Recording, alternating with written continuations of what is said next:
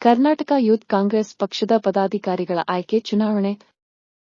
August 20ನೇ ತಾರೀಕಿನಿಂದ September 20ನೇ ತಾರೀಕಿನವರೆವಿಗೂ ಆನ್ಲೈನ್ನಲ್ಲಿ ನಡೆಯುತ್ತಿದ್ದು,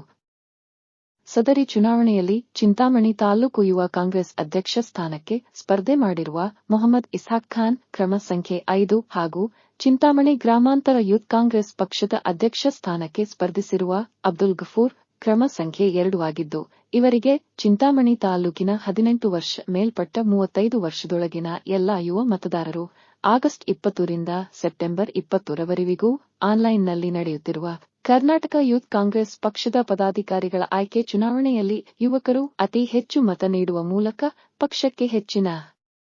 ಸೇವೆ ಮಾಡಲು ಸಹಕರಿಸಬೇಕೆಂದು ಮನವಿ ಮಾಡಿದ್ದಾರೆ.